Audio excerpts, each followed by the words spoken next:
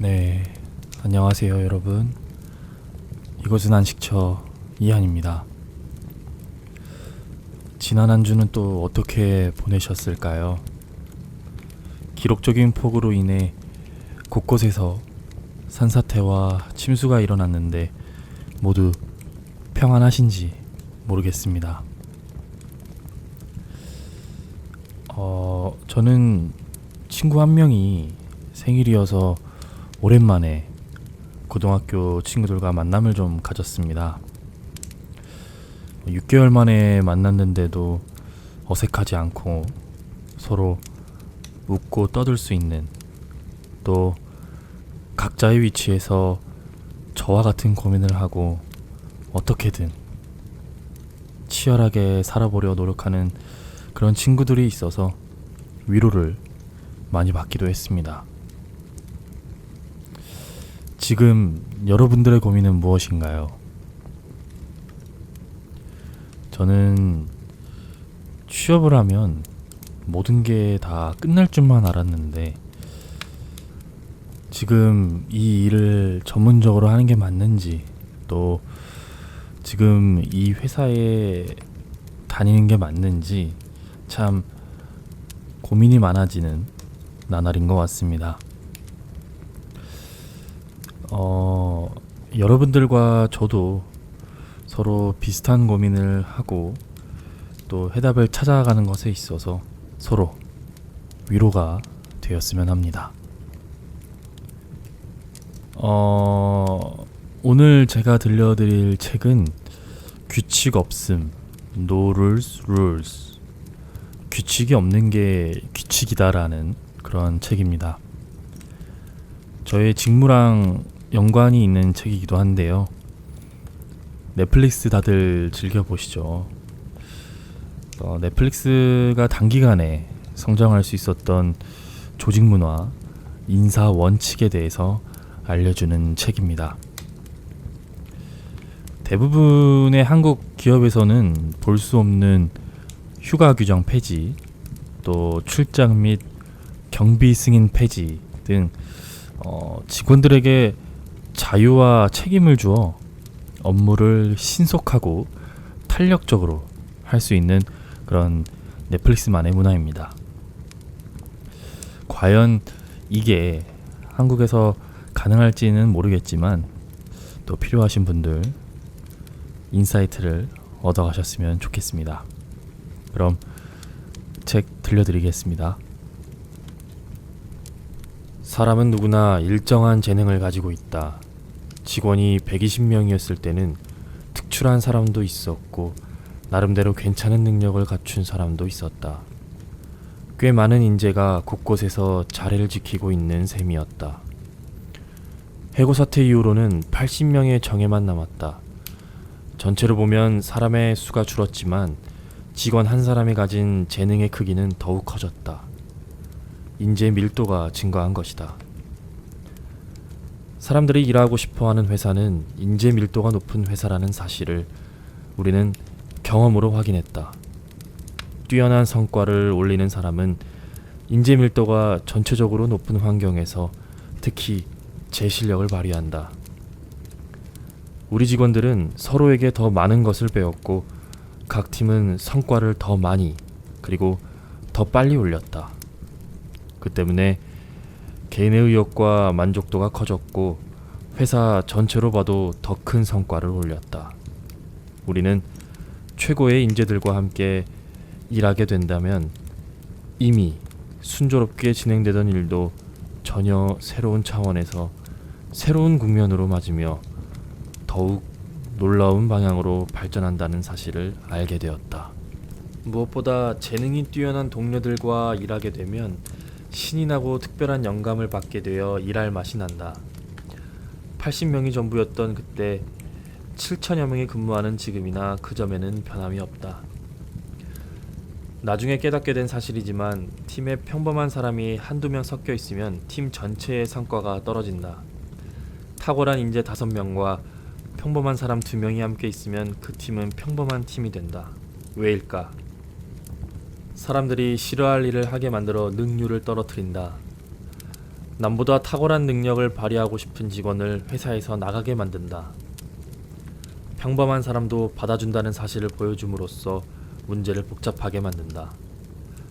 재능이 뛰어난 베스트 플레이어들이 생각하는 좋은 직장의 조건은 호화스러운 사무실이나 멋진 체육관 혹은 공짜 스시 같은 게 아니다.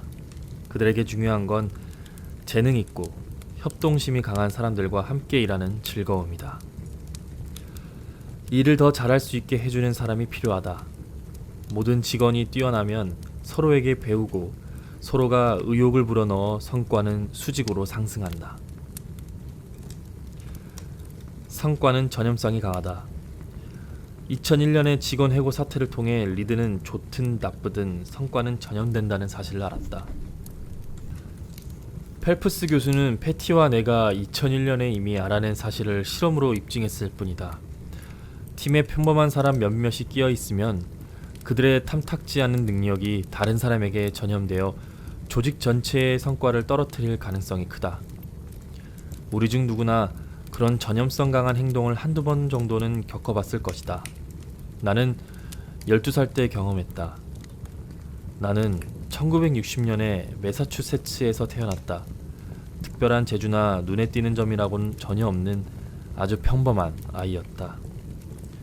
3학년 때 우리 가족은 워싱턴 DC로 이사했다.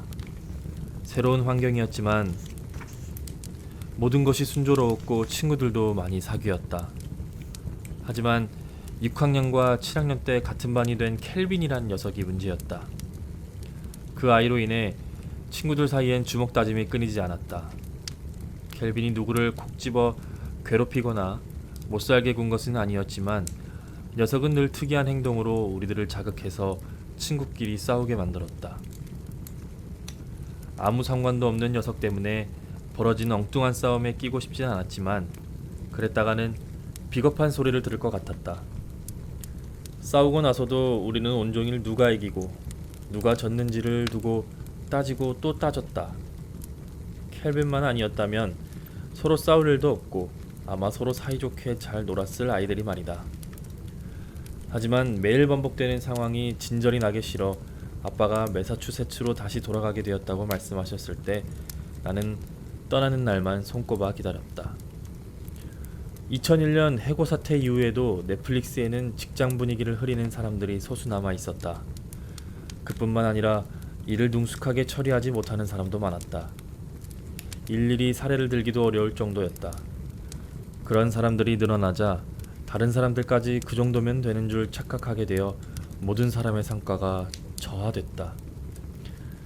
2002년 패티와 나는 일하기 좋은 직장을 만드는 핵심 요소가 무엇인지 파악한 후 다짐했다.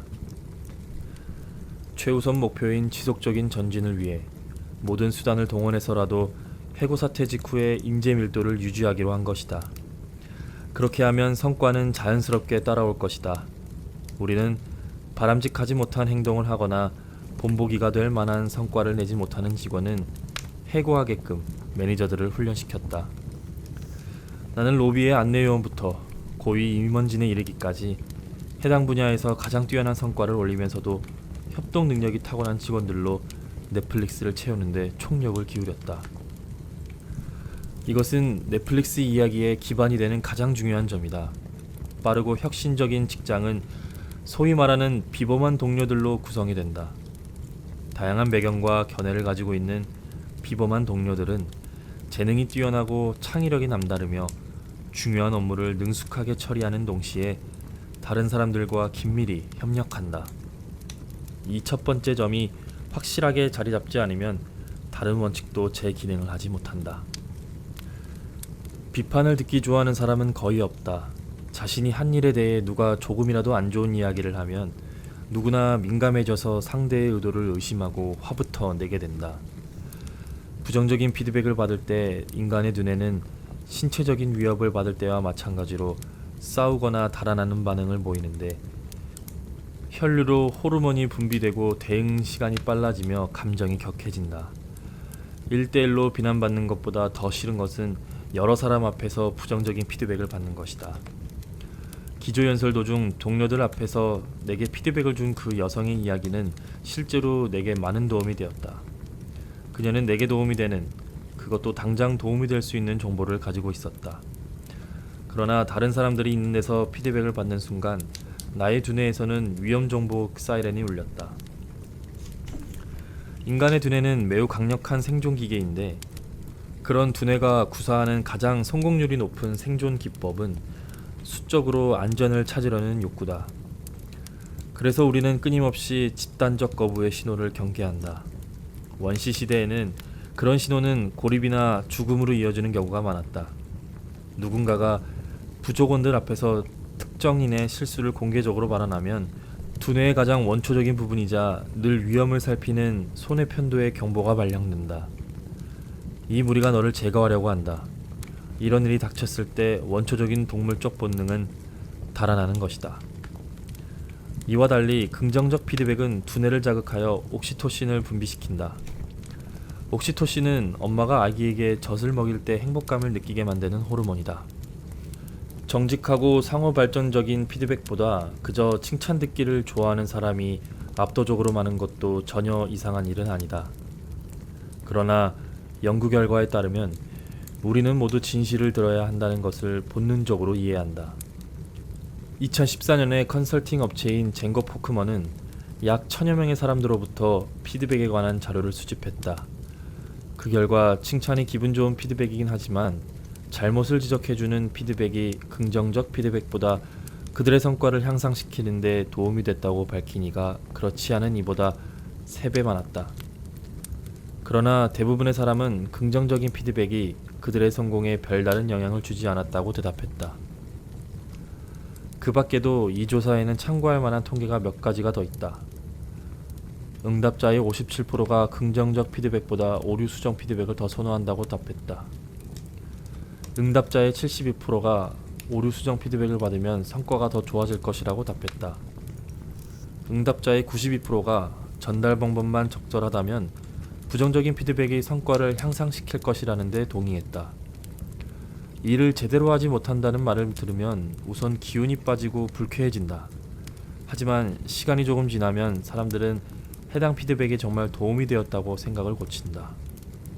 간단한 피드백 루프가 일을 더 잘할 수 있게 해준다는 사실을 직관적으로 이해하는 것이다. 임금님에게 벌거벗었다고 말하라. 다른 사람들처럼 나도 어린 시절 벌거벗은 임금님을 읽었다. 세상에서 가장 멋진 옷을 입었다고 확신하여 백성들 앞에서 보란듯이 속옷바람으로 거리를 행진한 어리석은 임금의 이야기였다. 아무도 그 사실을 지적할 엄두를 내지 못했지만 위계와 권위와 행동에 따른 결과를 제대로 이해하지 못한 꼬마만 예외였다. 조직에서의 지위가 올라갈수록 들어오는 피드백은 줄어들게 마련이다.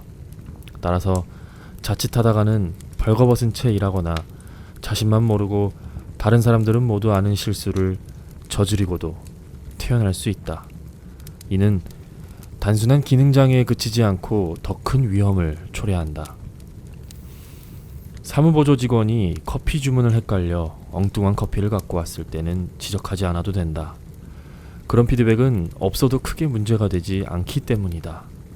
하지만 CFO가 재무제표를 헷갈렸을 때 권위에 위축되어 아무도 사실을 직고하지 않는다면 회사가 공경에 처할 수도 있다. 넷플릭스 매니저들이 솔직한 피드백을 제시하라고 직원들의 등을 떠밀 때 사용하는 첫 번째 기법은 평소에 부하 직원과 1대1로 만날 때 피드백을 제시하게 정하는 것이다. 부하 직원에게 피드백을 요구할 뿐만 아니라 피드백을 기대하고 있다는 사실을 그들에게 알린다. 피드백을 첫 번째 안건이나 마지막 안건으로 정해 운영 전반에 관한 논의와 별개의 항목으로 다룬다.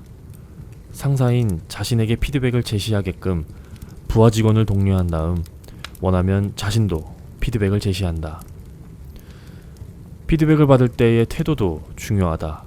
어떤 비판에도 감사한 마음으로 대응하고 소속 신호를 줌으로써 피드백을 마음 놓고 제시해도 좋다는 사실을 보여준다. 최고의 팀은 무엇이 다른가? 의 저자인 데니얼 코일은 그런 신호를 가리켜 당신은 당신의 피드백 때문에 이곳에서 더욱 중요한 멤버가 되었다. 또는 당신은 내게 솔직했다. 그로 인해 우리의 관계가 위험해지는 법은 없을 것이다. 당신이야말로 여기서 일할 자격이 있다는 사실을 암시해주는 메시지라고 설명한다. 그래서 직원이 상사에게 피드백을 줄 때 리더들이 소속 신호를 보여주는 것이 매우 중요하다. 공개적으로 피드백을 줄 정도로 용기 있는 직원이라고 해도 상사가 나를 고깝게 여기면 어쩌지? 혹은 이러다 출세에 지장이 있는 거 아냐? 와 같은 걱정을 할지 모르니까. 목소리에 감사의 뜻을 담거나 상대방에게 물리적으로 가까이 다가서거나 호의적인 시선을 보내는 것 같은 사소한 제스처도 소속 신호가 될 수 있다. 용기를 내줘서 고맙다고 말하거나 사람들 앞에서 그런 용기에 관해 언급하는 식의 적극적인 제스처도 좋은 소속 신호다. 소속 신호의 기능은 지금 우리는 안전한가? 우리는 앞으로 이들과 어떻게 될 것인가? 보이지 않는 위험이 숨어 있는 것은 아닐까? 와 같이 오래전부터 인간의 두뇌 속에 자리 잡고 있던 질문에 대답하는 것이라고 코일은 설명한다. 상사이든 부하 직원이든 회사에 소속된 사람들이 소속 신호를 가지고 모든 순간에 솔직하게 응답할수록 사람들은 더욱 용기를 내어 솔직해질 것이다. 휴가 규정을 없애라. 넷플릭스에는 오전 9시부터 오후 5시까지 하루 8시간 일하는 사람이 있는가 하면 오전 5시부터 오후 9시까지 16시간을 일하는 직원도 있다. 이 둘의 차이는 무려 100%인데 아무도 그런 것을 감시하지 않는다. 그런데 누가 1년에 50주를 일하는지 48주를 일하는지는 왜 신경을 쓰는 것일까? 그래봐야 겨우 4% 차이인데. 패티 맥코드는 규정을 아예 없애자고 했다. 그냥 며칠 쉬어를 휴가 규정으로 합시다. 자기 인생은 자기가 책임을 지는 것이니 언제 일하고 언제 쉴지는 각자 알아서 정하게 하자는 아이디어였다. 마음에 들었다. 그러나 내가 아는 한 그와 같은 휴가 규정을 세우고 운영하는 회사는 없었다. 혹여 그런 규정을 세웠다가 예상치 못한 결과를 초래하진 않을까 걱정됐다. 그리고 밤마다 두 종류의 악몽 때문에 자주 잠을 깼다. 첫 번째는 여름 꿈이다. 나는 중요한 회의에 늦는다. 총알처럼 차를 몰아 주차장으로 미끄러지듯 들어가 급하게 주차한 후 용수철처럼 튀어나와 막 도착한 엘리베이터에 뛰어든다. 준비해야 할 것이 한둘이 아니다. 온 사무실 사람들을 동원해도 모자랄 판이다. 사무실 문을 박차고 들어간 나는 이름을 부른다. 데이비드, 제키. 하지만 사무실은 쥐 죽은 듯 고요하다. 왜 아무도 없지? 마침 패티가 보인다. 그녀는 새하얀 모피 목도리를 두르고 있다. 패티, 다들 어디 간 거죠? 숨을 헐떡이며 묻는 내게 패티는 책상에 앉은 채 미소를 지으며 태연하게 말한다. 나오셨군요. 어디 가긴요. 다들 휴가 갔죠. 이건 심각한 문제다. 우리 회사는 규모는 작아도 할 일이 많은 조직이다. DVD 바이어 5명이 전부인 우리 팀에서 2명이 겨울에 1개월 동안 휴가를 간다면 사무실은 금방 삐걱거릴 것이다. 휴가 때문에 회사가 망하는 건 아니야? 두 번째는 겨울 꿈이다. 밖에는 눈보라가 거세게 몰아친다. 내가 어린 시절을 보낸 매사추세츠처럼 사무실 현관 앞에 사람 키만큼 눈이 쌓이는 바람에 전 직원이 꼼짝할 수 없게 됐다. 지붕에는 코끼리 이빨만한 고드름이 매달리고 바람은 사정없이 창문을 두드린다. 사무실에는 사람들이 가득하다.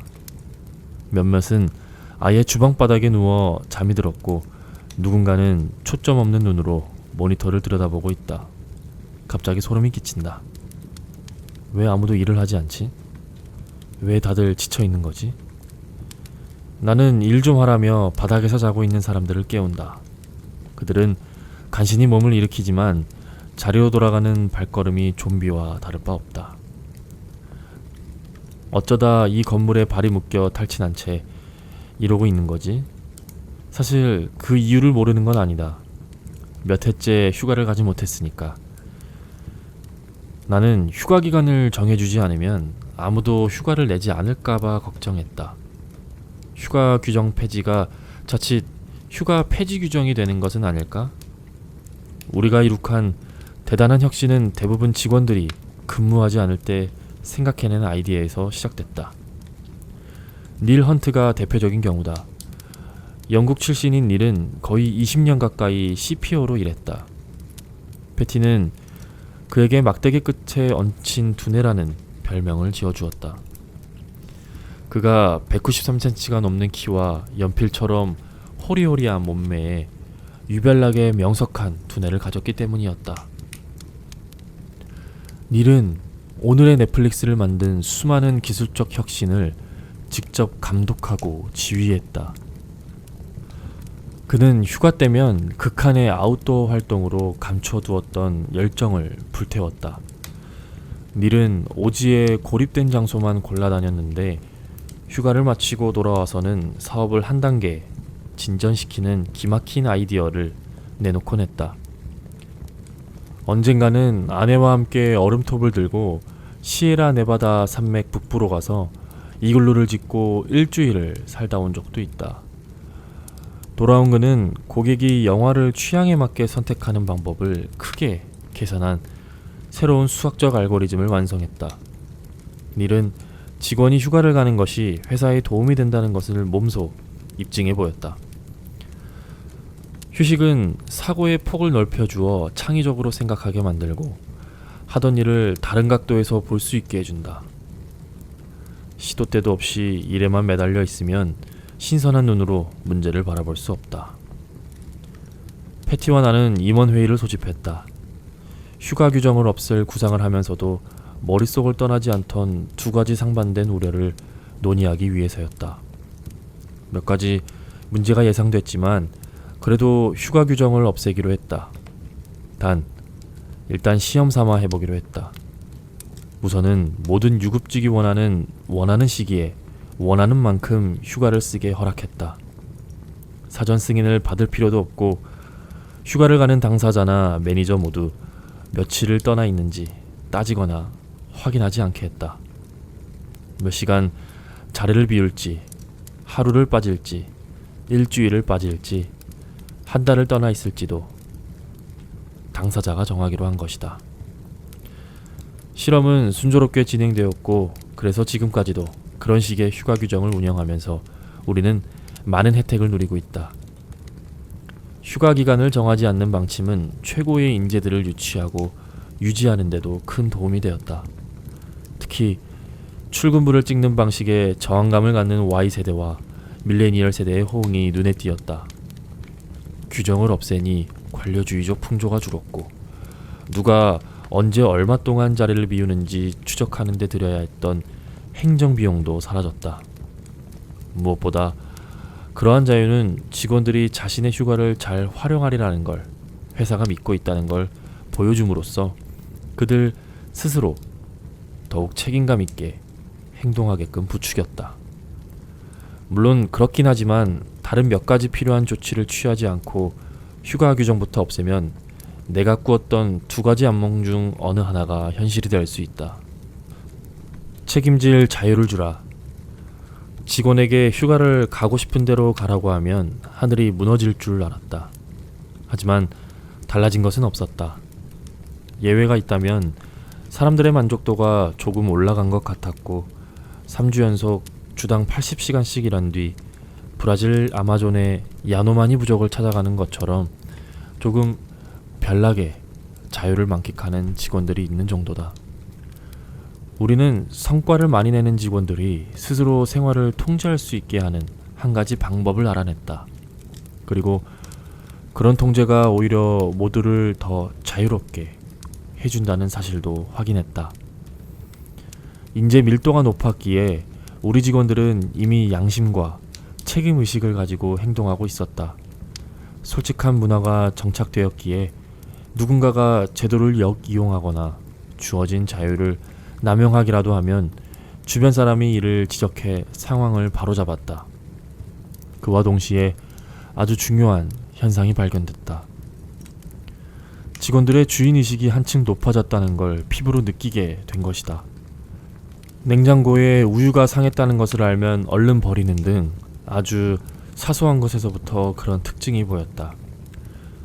직원들에게 자유를 주면 회사 일을 자기 일처럼 여기게 되어 더욱더 책임있게 행동한다. 내가 패티와 함께 자유와 책임, 즉 FNR이라는 말을 만든 것도 그때였다. 우리에게는 이 두 가지 모두가 필요하지만 사실 하나를 가지면 나머지 하나는 저절로 따라오게 되었다.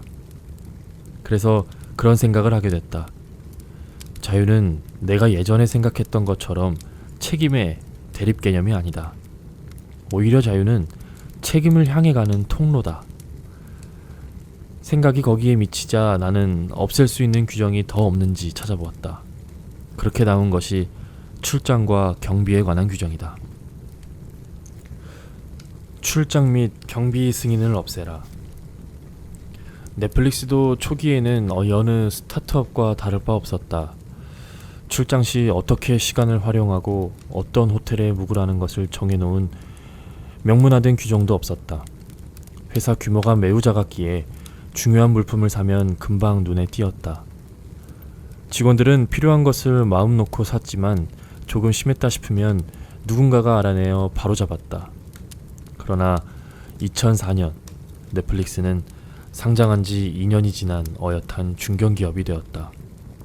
어느 기업이든 그 정도로 성장하면 갖가지 규정을 세우게 마련이다. 어느 날 CFO인 베리 메카시가 내게 출장과 경비 규정에 관한 새로운 제안서를 보냈다. 중견기업이나 대기업에 합당한 규정이 적힌 문서였다. 들여다보니 별의별 사항이 깨알같이 기록되어 있었다.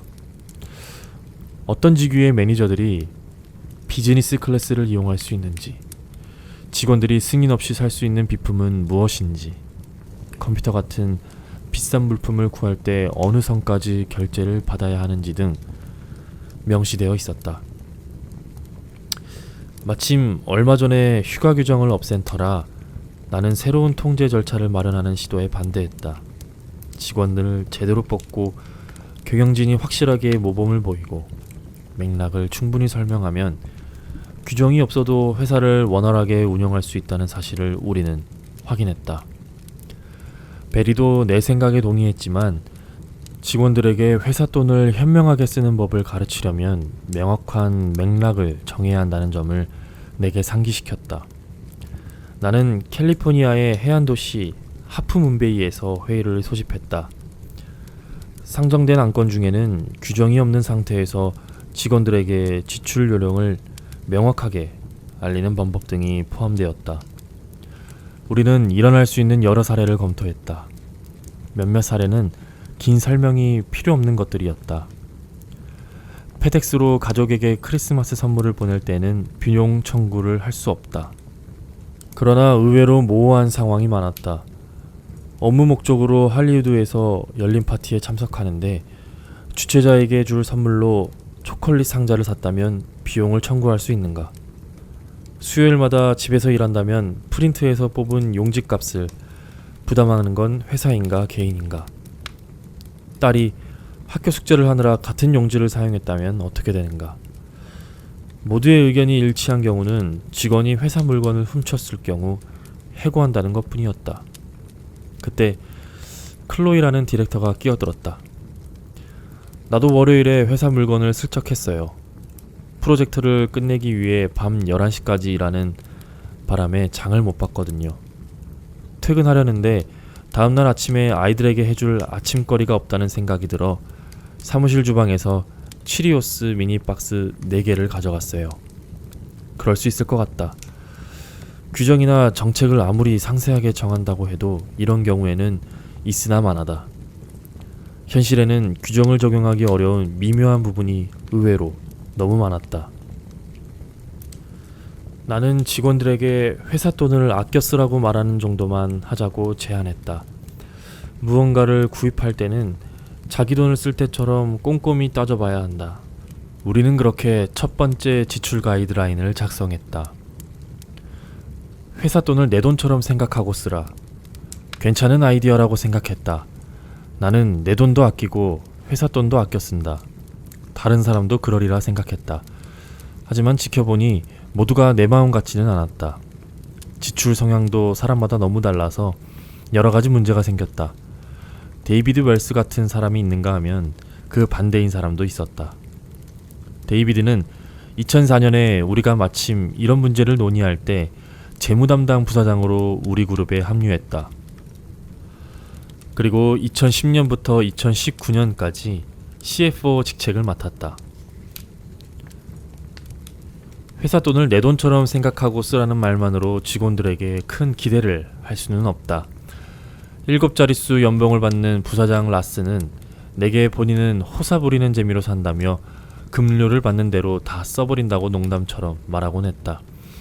이 같은 라이프 스타일의 소비는 우리가 지향하는 바가 아니었다. 결국 우리는 출장과 경비 지침을 단순하게 바꿨다. 현재 넷플릭스의 출장 및 경비 규정은 다음 5마디가 전부다. 넷플릭스에 가장 이득이 되게 행동하라. 그러자 훨씬 더 좋은 결과가 나왔다.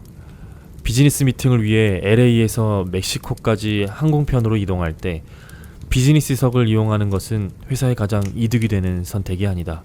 그러나 다음날 아침에 있을 프레젠테이션을 위해 LA에서 뉴욕까지 야간 항공편으로 이동할 때 비즈니스석을 이용하는 것은 넷플릭스에 득이 될 것이다. 불편한 여행으로 탈진하여 중요한 순간 또렷하지 않은 정신으로 웅얼거렸다간 이를 그르칠 테니까.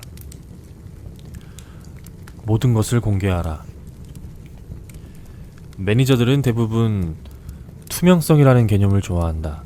그러나 정보를 쉽게 공유할 수 있는 환경을 만들고 싶다면 가장 먼저 비밀을 지켜야 한다고 은연중에 압력을 넣는 구호나 신조가 없는지 사무실 주변을 살펴봐야 한다.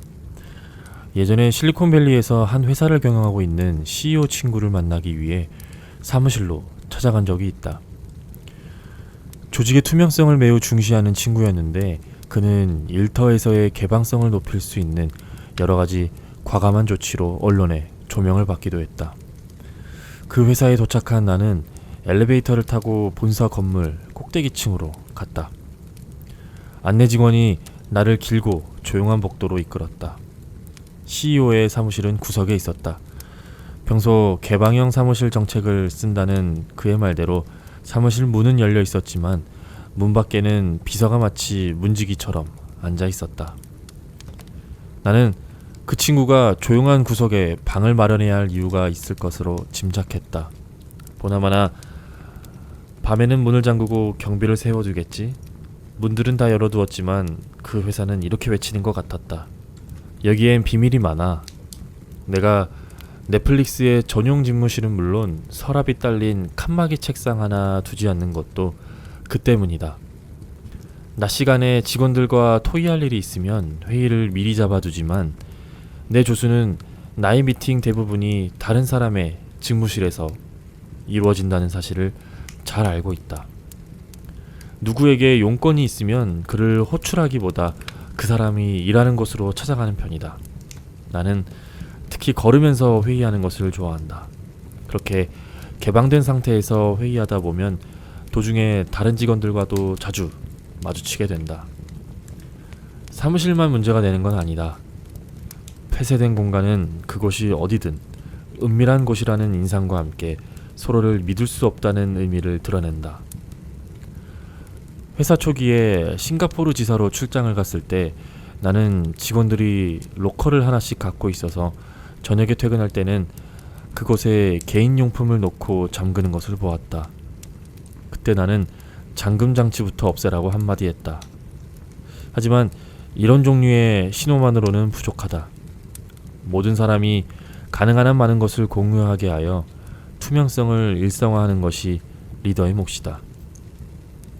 중요한 것이든 사소한 것이든 좋은 일이든 나쁜 일이든 리더부터 정보를 공개하면 다른 사람들도 따라서 그렇게 할 것이다.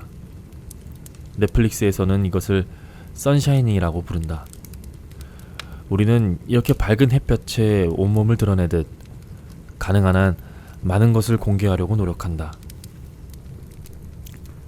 잭은 고급 엔지니어부터 생산 현장에서 일하는 직급이 낮은 직원들까지 회사의 재무보고서를 읽고 파악할 수 있도록 교육했다.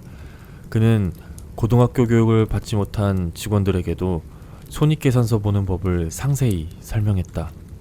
사실 손익계산서는 고등교육을 받은 웬만한 회사의 부사장급들도 파악하기 어려워한다. 또한 잭은 회사의 운영 및 재무에 관한 자료를 매주 모든 직원에게 제시하여 회사가 어떤 방향으로 가고 있으며 그들이 회사의 성공에 어떤 식으로 기여하고 있는지 알게 했다. 결과가 어땠을까? 직원들은 더욱더 열정과 책임을 갖고 잭이 바라는 것 이상으로 회사에서 주인의식을 갖고 일하게 되었다. 이 회사는 40년째 이 같은 방법을 통해 발전에 발전을 거듭하는 중이다. 아스펜에서 이 사례를 토론하던 중 리더 한 사람이 잭의 방식에 의의를 제기했다.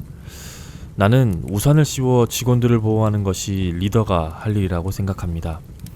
자신이 맡은 일과 아무 상관도 없는 쓸데없는 문제에 신경 쓸 필요가 없게 말이죠. 내가 그들을 고용한 건 그들이 아주 잘하고 또 좋아하는 일을 할 수 있게 하기 위해서입니다. 관심도 없고 또 안다고 해도 뭘 어쩌지도 못하는 회사의 내막을 듣는데 시간을 허비하는 건 바람직하지 않다고 생각합니다. 나는 그러지 않다고 그의 말에 반박했다. 이 잭이라는 사람은 직원 각자가 자신이 하고 있는 일에 배경에 놓인 여러 가지 사정을 이해할 수 있게 해줌으로써 그들에게 주인의식을 심어주었습니다. 나 역시 잭처럼 회사를 운영하고 싶습니다. 나는 우리 직원들이 넷플릭스를 위해 일한다고 생각하기를 바라지 않습니다. 나는 그들이 스스로 넷플릭스의 일부라고 생각하길 바랍니다. 그렇게 말하면서 나는 그때 마음속으로 다짐했다. 누군가가 넷플릭스에서 일하게 된다면 절대 그 사람의 머리 위에 우산을 씌우지 않을 것이다. 그가 비를 맞게 되더라도. 회사로 돌아온 나는 매주 금요일마다 전 직원 회의를 시행했다. 패티 맥코프는 포고문을 발표하는 관리처럼 의자 위에 올라서서 직원들의 이목을 집중시킨 다음 모두들 주차장으로 나가라고 말했다. 전 직원이 한자리에 모일 수 있는 장소는 그곳밖에 없었기 때문이다. 나는 모든 직원에게 손익계산서를 나누어 주었다. 그렇게 우리는 매주 성과의 수치를 확인했다. 배송은 전부 몇 건이었나? 평균 수익은 어느 정도인가? 인기 순위 1, 2위 영화에 대한 고객의 요청을 어느 정도 충족시켰는가? 우리는 또한 경쟁사가 알아서는 안 될 정보가 가득한 전략 문건을 커피 머신 옆 게시판에 붙여놓았다. 우리는 이런 정보를 공개하면서 잭 스택이 했던 것처럼 직원들이 회사를 신뢰하고 주인의식을 가질 수 있기를 바랬다. 그리고 이는 실제로 효과가 있었다. 나는 우산을 접었지만 아무도 불평하지 않았다. 이후로 우린 넷플릭스의 경쟁자들이 알고 싶어하는 정보는 물론이요 모든 재정적 결과까지 전 직원에게 알리고 있다. 가장 대표적인 것이 우리 회사의 내부 전산망 홈페이지에 올린 4페이지짜리 전략 배팅이다. 내 목표는 직원들이 자신을 회사의 주인으로 여김으로써 회사의 성공을 위해 자기가 짊어져야 할 책임의 크기를 늘리는 것이었다. 막상 회사의 기밀을 공개하고 나니 기대하지도 않았던 성과까지 얻을 수 있었다. 직원들이 더욱 현명해진 것이다. 고위 중역들만 접할 수 있던 정보를 말단 직원에게도 알려주면 그들 스스로 상황을 판단하여 일을 더욱 능률적으로 하게 된다. 정보를 캐묻고 승인을 구하는 절차를 없애고 나니 업무 처리의 속도도 현격히 빨라졌다. 그들은 상부의 견해를 물을 필요 없이 적시에 필요한 결정을 내렸다. 대부분의 회사가 이러한 사실을 깨닫지 못한다. 고위 매니저들은 재무 혹은 전략 관련 정보를 숨김으로써 직원들이 능력과 지능을 발휘할 기회를 빼앗는다. 직원들의 권한을 강화하는 방향은 거론하는 기업은 많지만 대부분의 경우 그들의 권한을 실제로 증가시킨다는 건 몽상에 불과하다. 실제로 직원들에게 주인의식을 심어줄 만큼의 충분한 정보를 주지 않기 때문이다. 네, 어떠셨을까요? 참 혁신적인 기업인 것 같습니다. 애석하게도 저희 회사는 정반대의 회사 문화를 가지고 있습니다. 보통의 한국 기업들이 그렇겠죠. 수평적인 문화를 갖기 위해 영어 이름을 도입한 제 친구의 회사도 영어 이름만 사용하지, 예를 들면 케빈님 뭐뭐 하면 되겠습니까? 이런 식으로 소통을 한다고 하네요. 꼭 넷플릭스처럼 그런 급진적인 회사 문화가 아니더라도 요즘 흔히 말하는 K형 자유와 책임을 주면 직원 역량 발전에 도움이 될 것 같습니다. 오늘은 조금 무거운 주제를 가지고 왔는데 앞으로 사업하실 분들, 또 인사, 조직 문화, 교육 관련 직무에 종사하고 싶으신 분들 도움이 되었으면 좋겠습니다.